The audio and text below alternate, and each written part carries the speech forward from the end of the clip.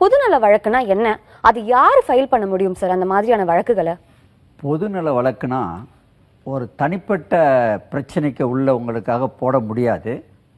மக்கள் சார்ந்த பொதுவான விஷயத்துக்கு தான் போட முடியும். ஒரு சின்ன உதாரணம் சொல்கிறேன் பாருங்களேன். நான் பர்சனலாக போட்டது 2 விதமான கேஸ் சொல்கிறேன். ஒன்று இந்த ஷிப் கொலைட் மேட்ரு. நீங்கள் பார்த்தீங்கன்னா அந்த இதில் கடற்கரை ஓரத்தில் 2 கப்பல்களும் ஒன்றோடு ஒன்று இடிச்சுக்கிட்டு அங்கே அப்படியே ஆயில் ஸ்பில்லேஜ், கடல் ஃபுல்லாக அப்படியே வந்துருச்சு ஆயில். அதனால மக்கள் யார் பாதித்தாங்க?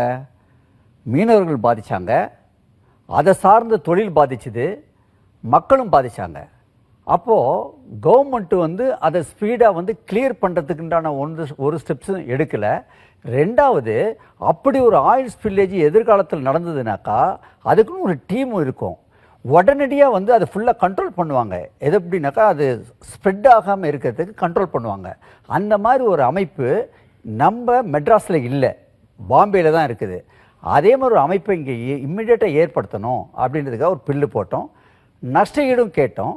அதில் 100 கோடி இம்மிடியேட்டாக அதாவது நம்ம பில்லு போட்டதில் உயர்நீதிமன்றம் வழங்க சொன்னிச்சு. அது மக்களுக்காக, மீனவர்களுக்காக, பாதிக்கப்பட்டவங்களுக்காக வாங்கி